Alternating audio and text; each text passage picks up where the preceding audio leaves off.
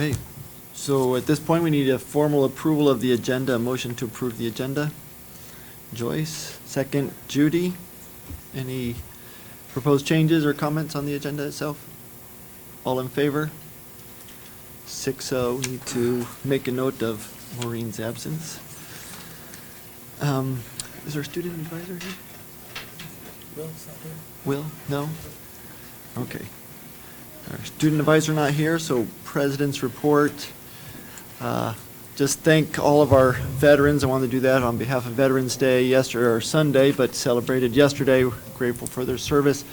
On top of that, I don't know if anybody else has participated by chance. What Martha Brown does, Principal Dunn, right? Every year they do an annual service project on Veterans Day where they have students show up, sign up, show up, and then go out coordinating with the VFW to rake leaves.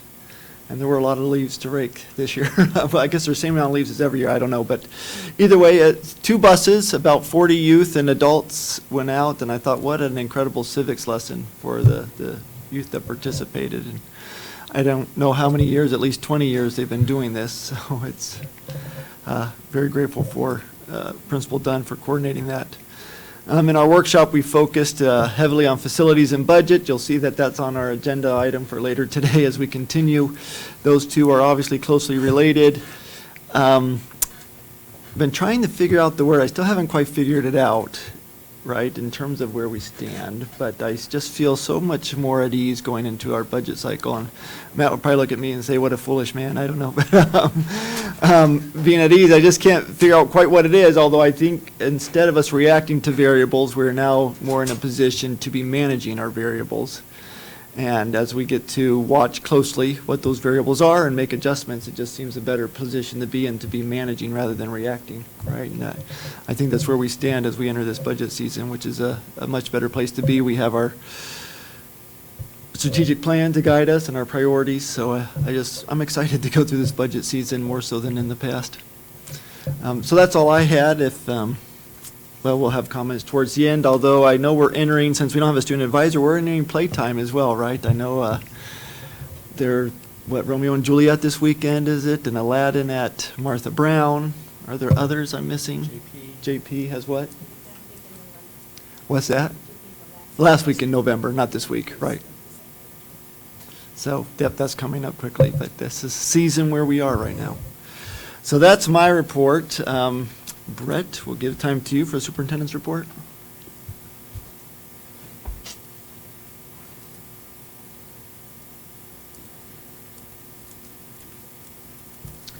Well, Mr. Exton's queuing us up. Mr. Swineford, I really appreciate you coming forward, and your reports are always thorough and visually appealing as well. So I look forward to visiting with you, and the advocacy of your team that just left is important. We'll look forward to following through with that. It is also Thanksgiving season, and we have so much for which to be thankful here in Fairport. This past month I've had opportunities to visit library classes at Brooks Hill and at Dudley School. I've been able to visit and carve pumpkins with our ENL students at Brooks Hill as well. Spent a lot of time with asset leaders at Johanna Perrin, at the high school, and at Martha Brown, and celebrating Breakfast of Champions. And that's Mr. Dunn's tradition, where he acknowledges those students who have been participating in extracurricular activities, and there's literally hundreds of students and a few staff members who coordinate that, who come out for that. Learning is alive and well in all of our schools. Learning the way that is important to us in Fairport, inquiry-based learning, making sure that we're giving our students the opportunity to be reflective and engaging critical thinkers. The Hack Lab is a great example of that. There's plenty of musical, performing arts that are occurring, as Mr. Forsgren was just speaking to. We're looking forward to honoring the wonderful things. The volleyball team is alive and well in the state tournament. Many of our sectional teams, or many of our high school teams, received great accomplishments, or had great accomplishments this past fall. We congratulate all of them. Many things to be thankful for, and I'm proud to be a part of it all here in Fairport. One thing that I'm really proud about is our National Blue Ribbon School Award. Only 349 school districts throughout the United States received this prestigious honor. And the way that this was achieved was an application, and the application was written in a way that represents Fairport truly. It wasn't all about tests and AP classes. It was about the whole child. And I'm proud of this award because it was recognized. Fairport Central School District was recognized, the Fairport High School was recognized as a prestigious school because of the way we do things. And I'm proud to be a part of that. It's a tribute to our board's vision. It's a tribute to the great staff and leadership here at the high school. And this is everyone's award because it resonates through all of our district, these ideas. And there was a ceremony last week, and we were excited to be a part of that. And there's a picture of us standing together here in DC. Tomorrow, we recognize that people make a difference here in Fairport. Behind all the great accomplishments, behind all the great activities and events lies a passionate, caring Fairport educator. Tomorrow we're recognizing 6 educators: Doug Kane, Marcy Callan, Tina Evans, Bill Keplinger, Rich Austerling, and Chris Stahl. So we hope people come out tomorrow evening in this room at 7 p.m. to celebrate the Education Wall of Distinction. Again, the defining attribute and what makes us who we are the people, and we're celebrating people tomorrow, 6 people that have made significant contributions. As Mr. Forsgren said, we have a strategic plan. This past year, if you haven't noticed, my reports have been plentiful, and what I've been communicating to the community and during these board meetings our progress towards achieving our strategic initiatives. As Mr. Forsgren said, later on there'll be a discussion. The board has spent a lot of time talking about the budget season. We're going to have another follow-up conversation with that tonight that speaks to what our goals and hopes and expectations are for the budget season as we move along. Next month, we'll be taking a look at our enrollment. We'll be having a presentation from statistical forecasting that will speak to enrollment trends, confirming or giving us new information on what we know with our enrollment. Facilities, the Board of Education has spent a lot of time at workshops talking about our building condition survey, about the conditions of our facilities, what are the priorities.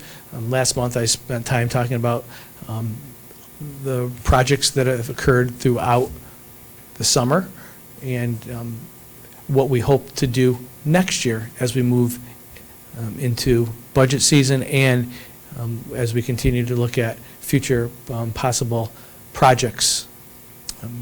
We'll eventually be moving slowly into the initiative number 2, which would be to complete a cost-benefit analysis of combining Minerva DeLand and Fairport High School. The Board of Education will be seeking community input as the new year comes forward. There'll be an opportunity to hear the costs and benefits of a potential merger or the costs and benefits of just staying as is as we move along and try to provide high-quality facilities for our students and families. Educational programming is at the heart of everything that we do. Part of the strategic initiatives was for us to identify what 21st century learning, what 21st century programming looks like in Fairport. Defining the outcomes and skills necessary, the dispositions that students need for success, not only in school today, but for tomorrow. And I'm pleased to say that November 29th, and I've shared this in the past, but we're really going to start to put some teasers out there as we move along. On November 29th at 6:30 p.m. in the FHS auditorium. We may move it here. We still got some more planning, but it will be here at FHS. We'll be inviting community members, staff, to participate, and of course students, in a forum on what 21st century education looks like in Fairport. And I keep saying in Fairport because we have a unique approach to making sure that we're educating the whole child, and we're going to have an opportunity to impact the next 20 years of programming in our schools And I know this is important for the Board of Education because they're going to be creating a vision statement as we move into the new year that will guide expectations for curriculum, programming, curriculum management as we move forward. I'm proud to say that we'll have a keynote speaker, Dr. Robert Dillon. He's an educator, he's an author, and he's a consultant. Travels throughout the United States, working very closely with our school district moving forward, speaking to what he sees as 21st century schools, the ideas of inclusive education, culturally responsive models of education, and putting that behind the backdrop of 21st century learning. We'll have a multidisciplinary panel speaking to the different disciplines that our students are going to be experiencing as they move forward. And we'll be looking forward to engaging in that conversation. That's November 29th here at FHS, starting at 6:30. We'll be putting all that out very soon on our social media and communications. That's all I have. Happy Thanksgiving to everyone. Thankful for everyone and for all their contributions, to our board's contributions, to our staff, administrators, and teachers alike. Without you, we would not be able to achieve all the things that we are able to accomplish in what I shared today. Thank you. Happy Thanksgiving. Thank you, Brett. So Matt, we move to, no questions for Brett? Any? No? Matt, to the treasurer and investment report.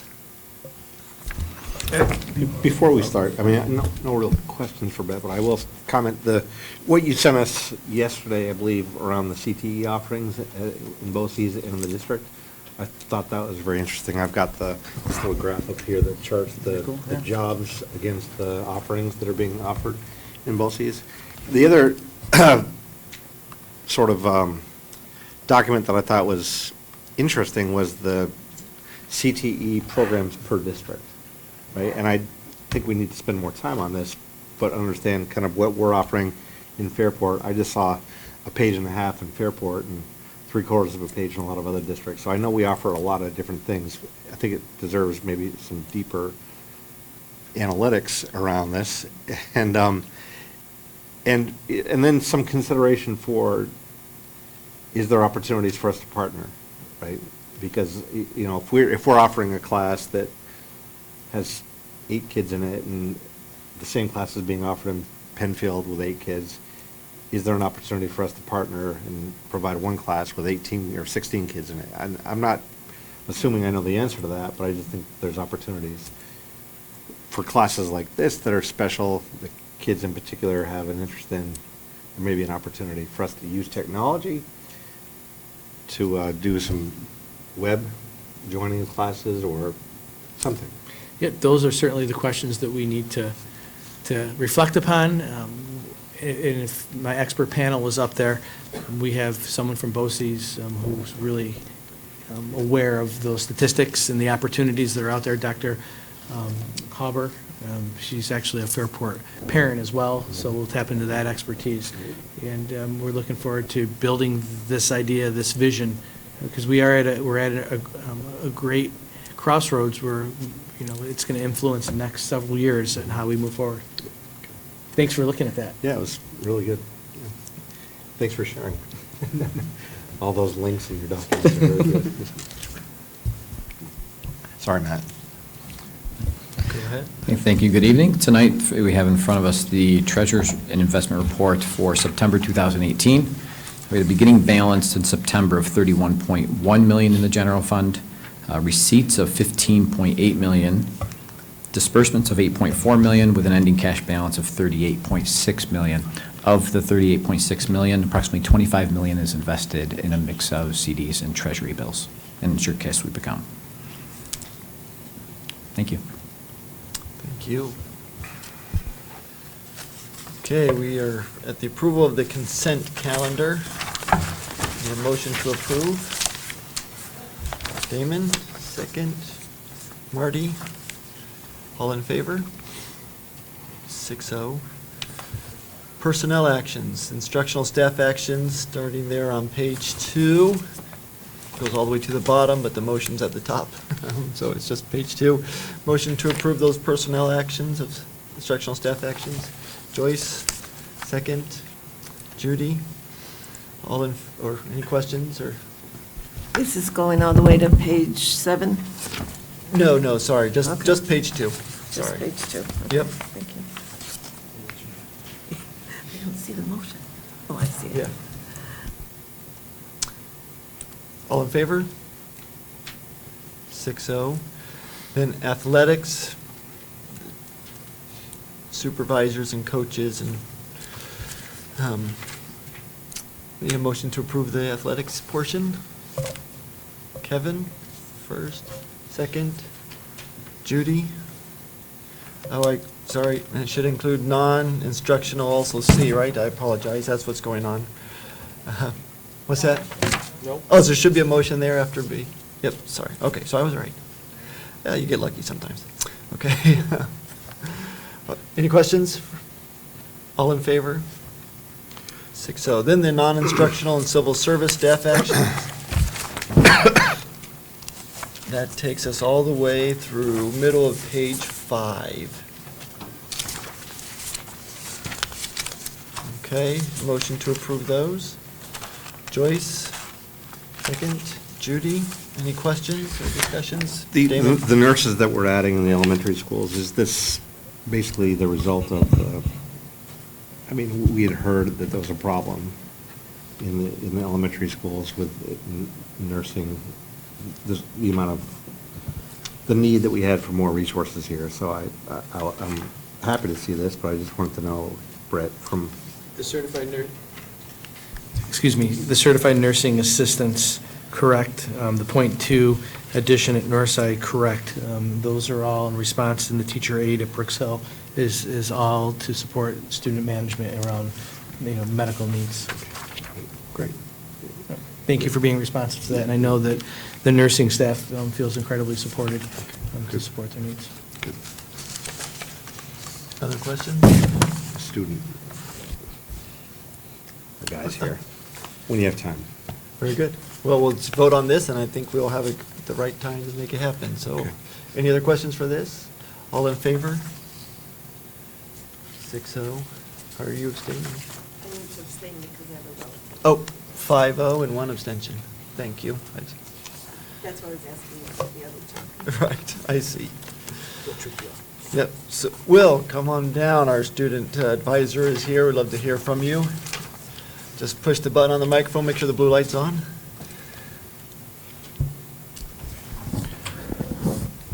all right, how's that? Is it on? Yes. All right. Sorry for my lateness. I had the sports meeting for winter sports, so it's just there, and that ended up. What are you playing this winter? Swimming. Very nice. Never ends, huh, right, from 1 to the next. It really doesn't. Congratulations on your soccer season. Thank you. So last time I spoke, the big talk of the school was sports, and in some aspects, that is still a big area currently. Our boys volleyball team defeated McQuaid in the sectional finals and moved on to beat Lockport in the regional division match. And later this week, they'll be headed to Albany to compete in the state tournament, where they will have a chance to win their second state title in the past 5 years. But shifting from sports, we are in the final weeks here for preparing for the school's fall drama, Romeo and Juliet, which I had the pleasure of sitting through their teaser today, and I must say it is very well worth going to. And mixed into this, we also have the Fairport Holiday Pops concert that will be coming to you in about 2 weeks that we're very not really ready for because we just had a concert, but we will be by then. And then lastly, we also have our Pennies for Parrington fundraiser, which is a fundraising drive for the Parrington Food Shelf. It was started years ago to help raise money during the holidays so that families and those in need could have the right food and just the right everything that they needed. And so the way that the students help through this, Student Council will be meeting on Thursday, so we can set up times to go throughout lunch periods just to collect any spare change that students or teachers may have. And as you can probably tell, there won't really be a dry gap from meeting to meeting on the things that we have going on here. Where there's a sports team playing, the whole school will rally behind it and give them their love and support. And for the school play, I encourage all of you to go and attend it. It is very well worth it after seeing what I did today. And I know that all the students, or most of them, will be right up there packing those seats to support their friends. And I believe that Fairport is a great place of generous living, as shown by the Pennies for Parenting fundraiser. Giving to those in need, like we have in the past, will continue in the future for many years to come with all of the great students that will walk these halls. Thank you. Thanks. Great update. Well, you sparked something. Mr. Dunn and his Halloween celebration raised $4,000, contributed to the Joy Fund, which will support our initiatives and work with students in need, all students. So thank you for sparking That's that, awesome. and thank you for that incredible report. Well, Will, and if I, also for the pennies thing, for those of us who, I have a friend with a box of coins, right?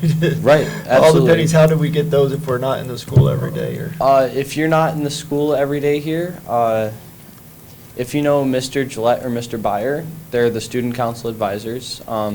Or if you were to have time to drop them off in the main office or in the attendance office here, we will go and we'll pick those up for you. What's the time frame for that? I believe we're meeting Thursday, so it's going to be probably the next 2 or 3 weeks that we'll be doing it. Okay. Worst come, I'll give them to you. Work, yeah. Yeah. Good job. Yeah, Will, I mean- where do you get the bow tie? I don't. The bow tie? J.C. Penney's. J.C. Penney. That's right. Nice, okay. Mrs. Give us Watts out fashion there. advice as Yeah, well, right. apparently. She's flagging and giving me all sorts of, where we're dropping them off the main office and all Okay, that. all We'll right. make sure that- Yeah. Thanks, Will. All right, thank you. Okay, our capital project update. Is that turned over to Matt to start us off, or? Can we have George Spinaris with Campus Construction Management to give an update on the transportation facility project? George? Mr. Exon's getting them up. Oh, okay, thank you. We want you to go cold this month. No, that wouldn't be good.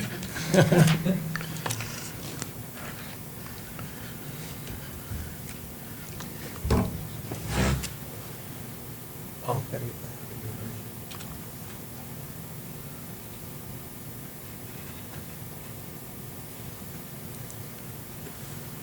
All right, perfect.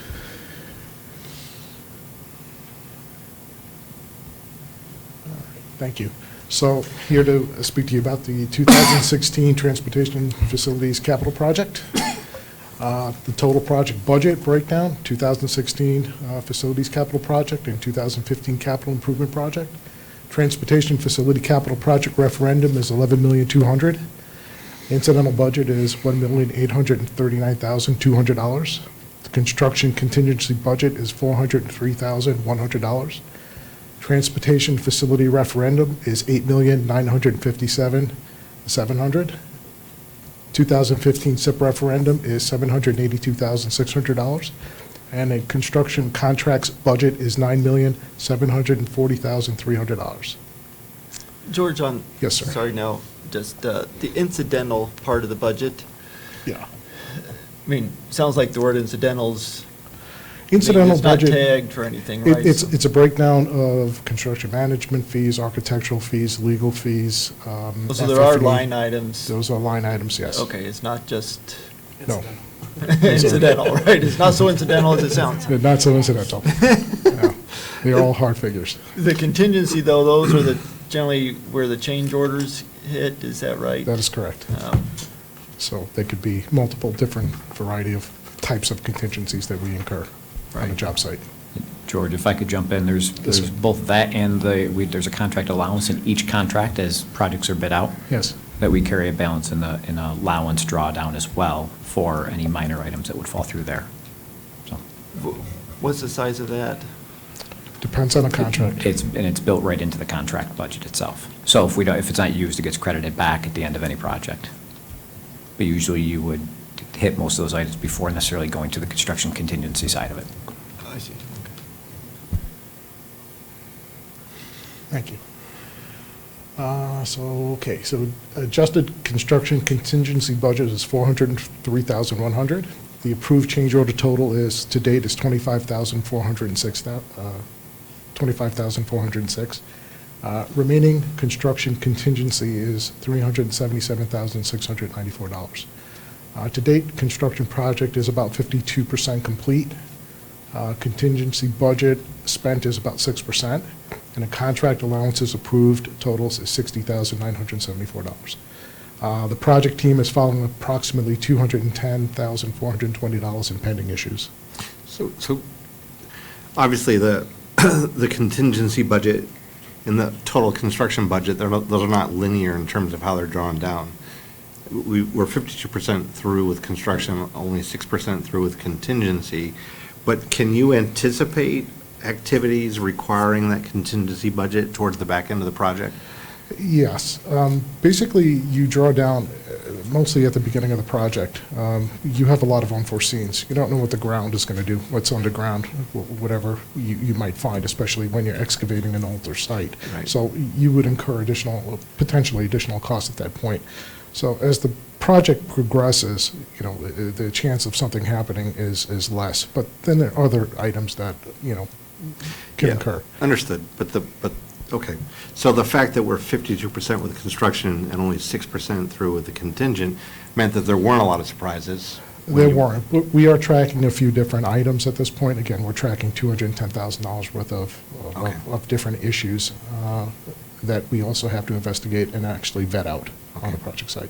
All right, okay, all right. great. Hopefully that answers it. Your predecessor kind of spoiled us because the contingency budget grew with the last construction project. I did. Don't you recall that, right? It kept getting bigger. I haven't finished yet. Let me get to the end. Well, that's So why, then we'll talk. I think he just contractually said there's going to be no surprises, but. Hopefully not. We try to avoid those. Northside Elementary School and both Dudley Elementary Schools, all of the site work has commenced in March 2018, and to date, everything has been completed. The project has been punched out, and there's no additional work at these sites. Transportation Center, site work to follow in November and early December. Fuel Island and canopy work is ongoing. We plan on putting the retention pond in probably towards the end of the month. Right now, we're just clearing out some of the block and steel, so we're creating more room on the site. Oil separator installation will commence towards the end of November.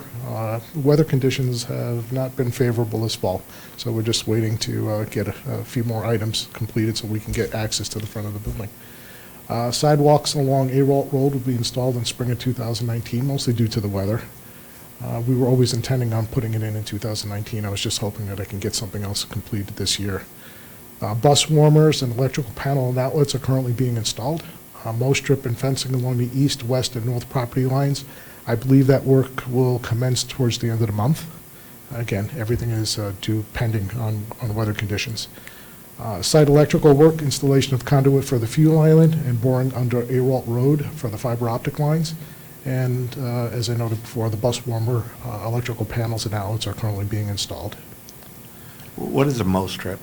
Mow strip is a concrete pad where the fence posts are put into place, so that way you don't have any growth coming up into the fencing. Okay. Fence area. That's what we had previously. Okay, and so the mow strip being a place to base your posts, Correct. that assumes that implies that we're going to be putting a fence along those lines. Is that Yes, right? safety fence. Okay, all right, and how tall is that fence? I believe it's 6 foot. 6 foot? Yes. Okay. Is there, 52% done, there's still landscaping, I guess, relative to what we've heard this night as well? Yes, that's going to happen in the springtime. So we had met with Bill and his group, and basically we had worked out some details in order to add additional landscaping towards the back of the property lines. And we did save quite a few trees, and we've been working with Okay. Bill and the group. And, just as a suggestion, it might be good for us to have a short amount of time where specifically we talk about this landscaping, the additional landscaping that we're going to be doing, just so we understand kind of where we're at, what the plan is, and then what the gaps are that if we think there are some. Yeah, and I think, that's part of the process. construction projects are fluid.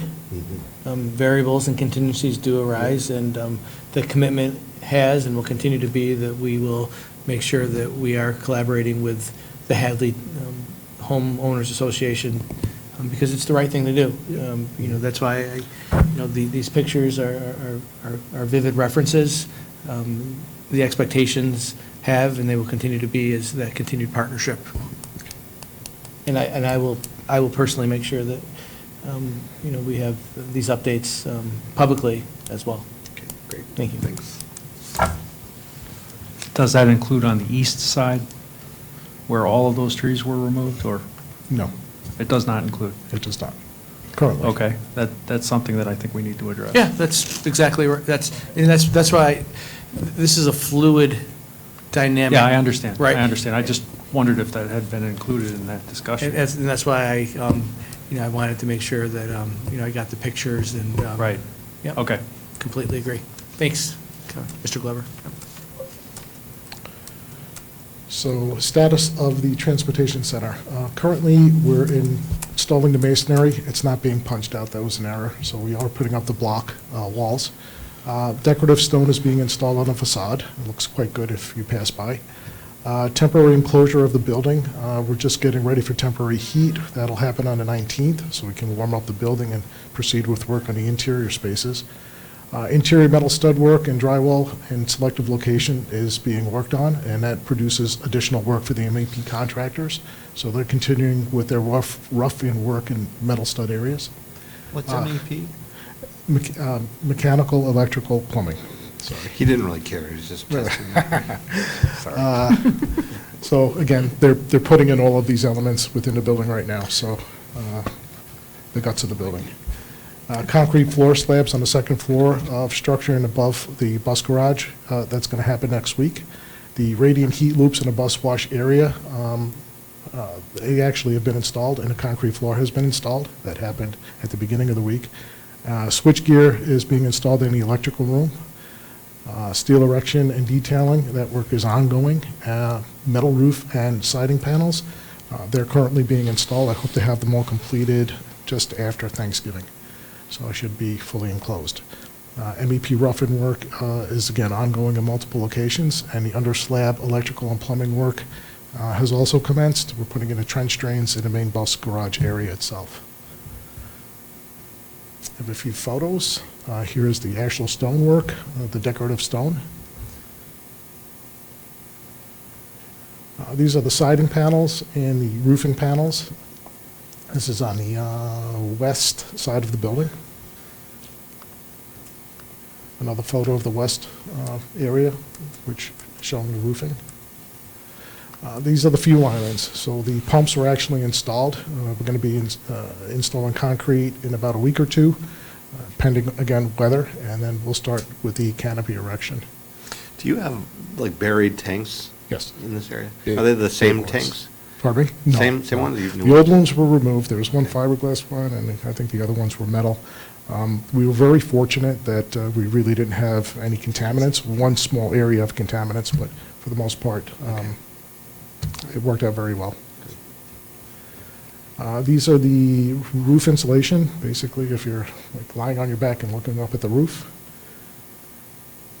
And here is the temporary enclosure. Very hard to see these photos, but we put plastic on the facade of the building, and at the door openings, we're actually creating these wood frames to enclose the building so we can heat it. This is the drywall installation along the wall, so you can see how tall the structure actually is. It's going to be quite nice for the drivers to repair buses on the inside of the space. This is the radiant tubing in the bus wash area, and now it does have concrete on it. And that's pretty much it on my end. Any questions? All right. Well, thank you very much. Happy Thanksgiving. You too, thanks. To you as well, Good night. thank you.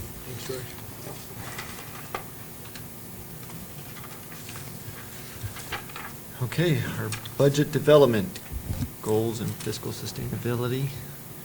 Is there a kickoff by one of you two, or is that just for us to dig right in? I think we can dig right in. I think one of the big, it's been a topic of conversations at our district-wide planning team meetings, at a recent workshop, the whole board engaged in a conversation on, some goals and, expectations as we approach budget season. Last year, we reduced the amount of reliance on reserves by $1 million and, and then used $1.3 million in our reserves and fund balance to balance our budget.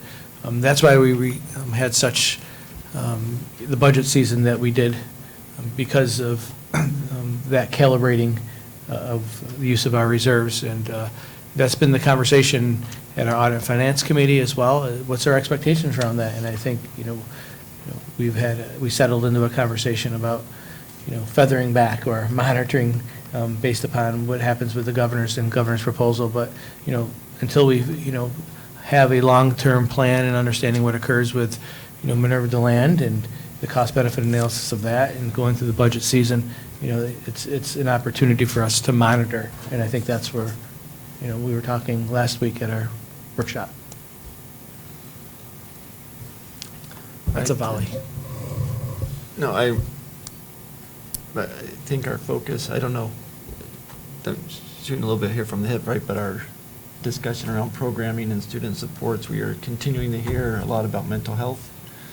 And again, we know it's not just hitting our school district, but across the country. How well are we doing? That's the one that I care about. Impact of prior year decisions on programs and class sizes, right? So it allows us to turn back and a lot when we put this together and see what our needs are and how to pay for them, but I think it's critical. Creative and diverse ways that we're trying to meet the needs of the students. But I think it's ever evolving. And I'm really glad that everybody's always taking a look to see where the needs of the population are shifting as kids start to have symptoms of anxiety and depression younger and younger. And so we kind of shift how we're trying to best meet those needs. And I think it's an evolving process, but I think we're kind of on it. So I'm hopeful. Well, as an expert, I'm glad to hear you say that we're kind of on it. I wondered over the years, as you watch just government overall, it seems like they've pulled back on social supports community-wise, and in the school district, it hits us square on the shoulders because we can't educate much without addressing some of these other greater needs that seem to be a higher priority in terms of the students' lives themselves, and yet we're losing out on that support elsewhere, so we have to spend our education dollars in ways that perhaps we wouldn't have wanted to, if you would, right? We'd rather have teachers and more teachers, I suppose. Exactly, and now teachers are actually trying to meet some of the mental health needs of students in the classroom, and so we're definitely kind of shifting to do things differently in order to meet the needs. But we also have to realize too, in terms of community engagement, that this is an area that is very rich in mental health programs in the colleges and universities around us. And that as this evolves, we have to make sure that we are partnering with multiple of those programs to meet the needs of our kids. So I think that's a real area of growth. I know that we already partner with the University of Rochester, and they provide a lot. But there are actually multiple programs in the area that I think have assets that we could draw on.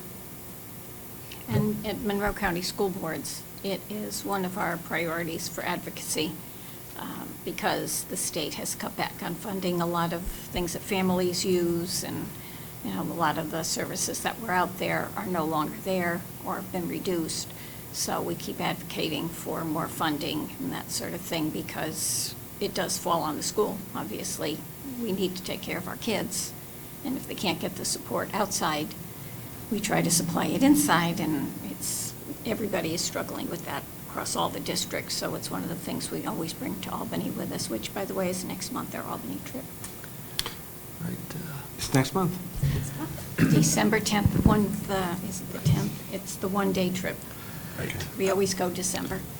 I would say, to complement the conversation of the changing needs of our students, we do have a burgeoning and flourishing and wonderful E&L program with students. We have over 135 students. That has grown significantly through the years. We're proud of the programming, we're proud of the passion around it, but that's a resource-rich program. And in order for us to be our best for them, we need to understand that that has impacts. And I know that this board has always made it a priority, and I think that that goes hand in hand with the unique needs that we serve, and we're happy and proud to serve. So, we had talked when we had changed the master scheduling process, and there's an immense amount of pressure on the person that's going to be taking that on. Because it's important to get that right? If we don't get that right, it really, it's very negative, and I know you're very aware of that. But I just think that master scheduling is not just based around numbers, it's based around the components or the needs of the children that make up those numbers, and making sure that we have the right support systems in place for the classes, not only at the high school, but we had talked about really sequencing kind of vertical alignment around that. So we're not going just the high school, we're looking at middle school through Minerva, through the high school, making sure that we have a just cohesive, collaborative process so that we're sort of tracking and helping those kids along the way, right? And I think to say, in a nutshell, what that means to me, programming matters, and how you program, your expectations around programming matters and influences how you could serve students best. And I think that's what we've been having conversations with just last week, Ms. Watt, Mr. Clark, myself, as we were talking about master scheduling, the labs and different classes. What are our expectations around ratios? And it does come down to our, our programming.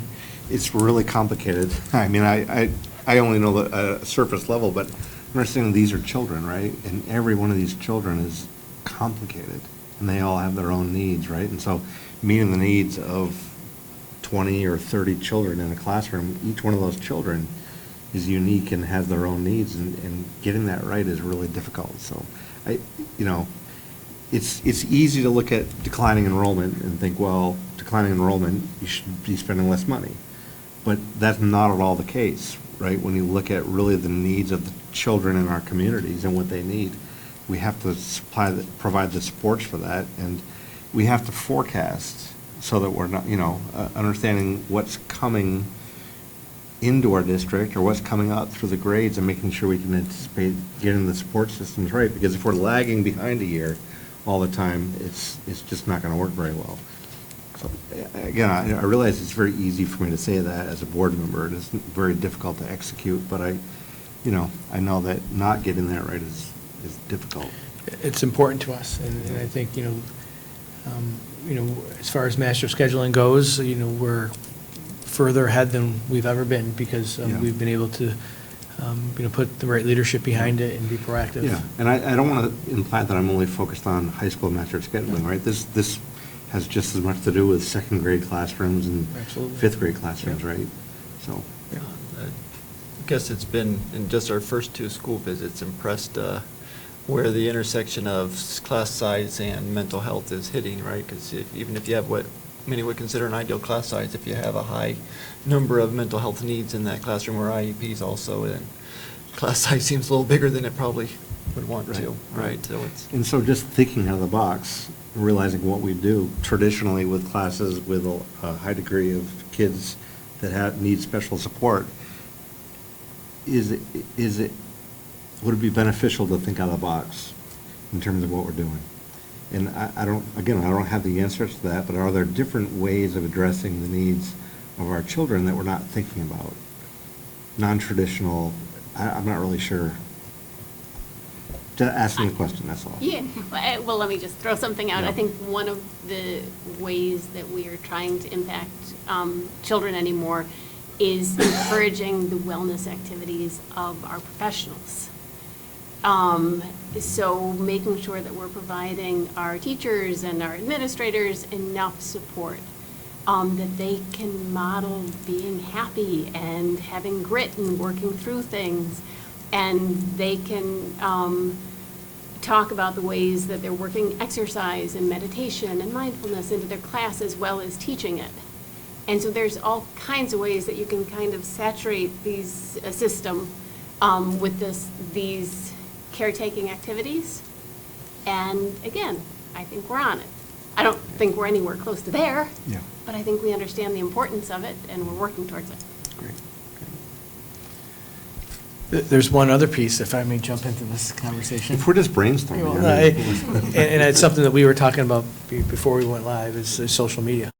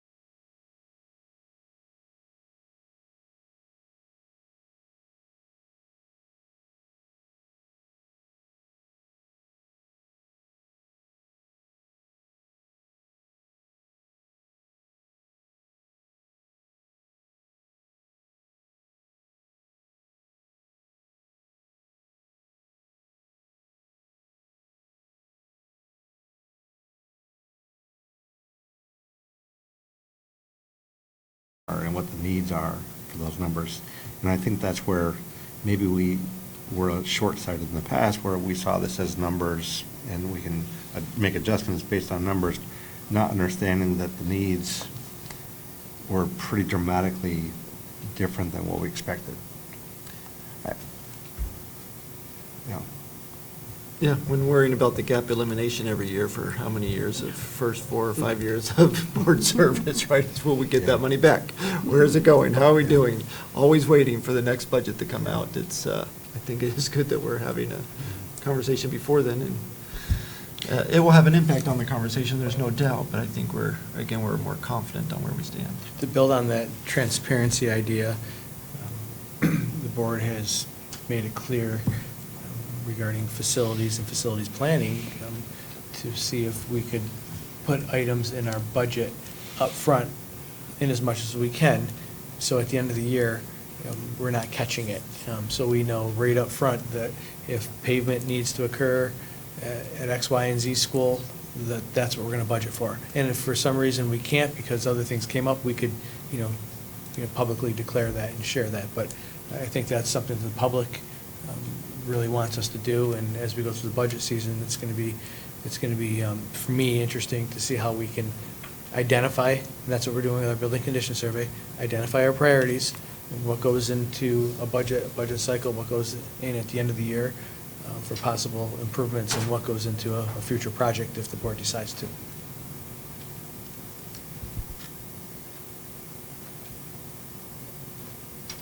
Great.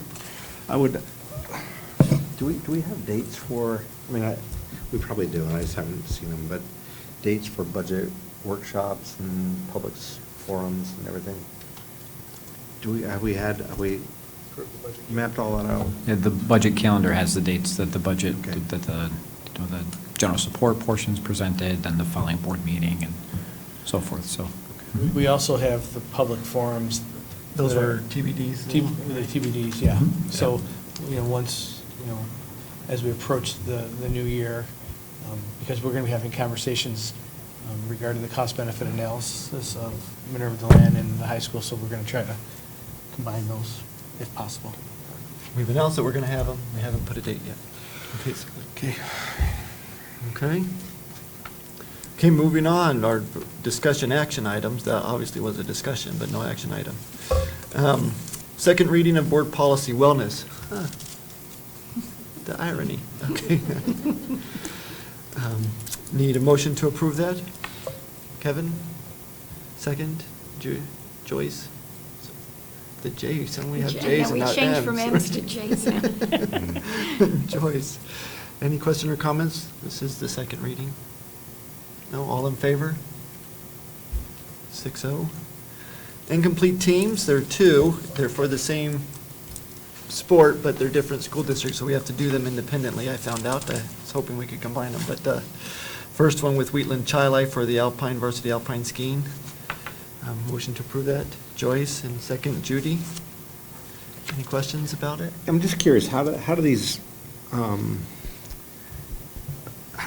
partnerships get established? Who reaches out to who? And- So what will happen, Mr. Killian and his networks, if there's natural partnerships will occur, and you have to make a decision, will it be a disadvantage to our students? Does it hurt our students? These schools do not have the ability to have, students participate. So, Mr. Killian will make that assessment. And there's been times when he's not approved it, and it never came to us because he didn't think it was beneficial, or it actually hurt our students. But, when you see something like this, that was, a partnership, and, a partnership that would be a win-win. Yep. Good. I like it. All in favor? 6-0. And second one with Rush Henrietta, the same team, Alpine skiing. Motion to approve, Kevin. Second, Judy. Did you want to ask the same question? Okay. All in favor? 6-0. School-sponsored field trips. Motion to approve those field trips. Joyce, second, Judy. Any questions about that list? All in favor? 6-0. And then what Judy referenced early, the extra classroom activity, a new one at Martha Brown for the fishing club. Motion to approve. Is this, Judy, we got it. oh, right sorry, now. yeah. Second to is Marty. Now. Okay, is this is one club encompassing all those schools, correct? Or is it different clubs at every school? It's one advisor who's sort of co-oping with the other schools. Okay. Yep. All right, cool. I mean, I know a guy in, not to get too far off track, but I know a person that I work with at Cisco that is like so into fishing club in Michigan. He's like the state coordinator for, and it's huge. I mean, it's these kids and they go away, you know, they go on boats and they fish and they have competition for who can, anyway, it's fantastic. He's really, and I was surprised, but I guess I've been around a while and I've never heard of it at Fairport, but seeing it approved, I'm like, wow, we've never had that before. So I'm excited. Yeah. So a little Thank you. Yeah. trivia. Something for everyone. Yeah. Yeah. Yeah. NPR did a story just last week on fishing, and it is declining in every age group and within genders of those age groups, except for one. Anybody want to take a stab in the dark of which one that is? The 20-something females is growing. It's the only category where it's growing, right? Never It's would- shrinking in that- everybody else. That'd have been my last choice. Yeah, but I thought it's awesome, and I hope we'll see that participation here in terms of It's probably an broad- area where there's most room for growth. Well, I can't wait till we have the board meeting when they come and bring their Trophy We might ask that they bring just the pictures and not the actual fish to that meeting. I just want to hear the fish stories. Yeah. One that got away. Yeah. Okay, all in favor? 6-0. Budget transfer. There was a memo inbox to see more details about that, but motion to approve the transfer. Kevin, second. Marty, any questions about this? No? All in favor? 6-0. Cooperative participation agreement for dental plan administration. This we see periodically, yes. So, motion to approve. Judy, second. Kevin, any questions about the agreement? All in favor? 6-0. Oh, here we are. So I think we have that reversed. We want any board comments before the executive session? Right, from anybody? The trip to Albany is the 10th, Monday, December 10th. And it's, like you say, all day, so It's it'll all- be early, right, it's be back late. Go early in the morning and back at night. I just had a question about board docs. Have we entered a contract? What's the plan? We said we wanted it. I Right, gave the and they, coupon to Ariel. we saw them at the convention. I Right. think you have the I already got that to coupon. Ariel right away. So I had a phone call from somebody, then an email that I forwarded to Right. Pete, because some of that extra benefit expires Yeah. before the end of the year, so. I've been signing off on paperwork and transfers alike to make that happen, so So it's in the happening. works. The coupon, That's right. the coupon was, That's right. it was in the margin. So, Called from the convention, so I assume the wheels are moving. so, is that what's happening? Yes, that's what's happening. Okay. The wheels All are right. moving. It's, again, I signed off on it last week. Oh, good, okay, great. And so that starts in January? I don't have the exact date, but I know that there's a sunset on Box, and that will be a I would- natural transition. I would ask if there's something within board docs that can help us move everything from Box over.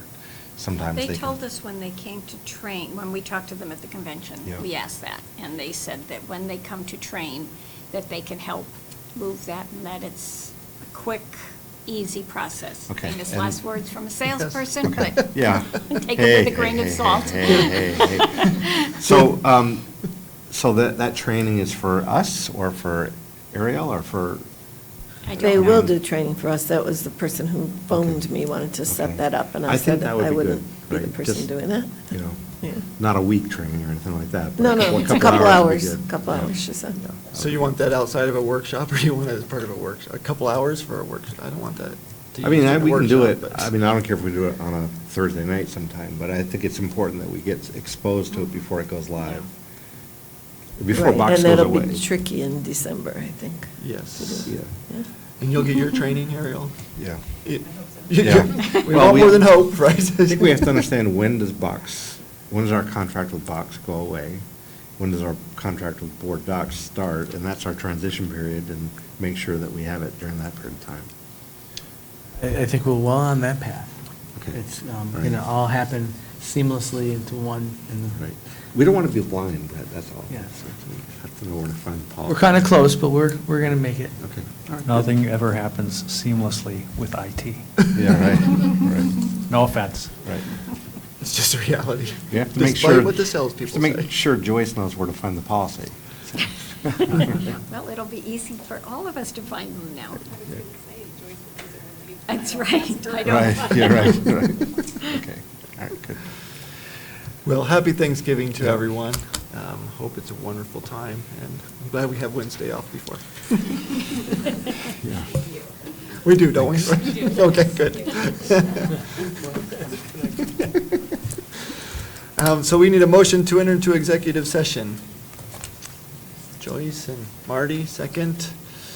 All in favor? Thank you. We will not be making any decisions when we come out, so no need necessarily to hang around. We will come out and then immediately adjourn.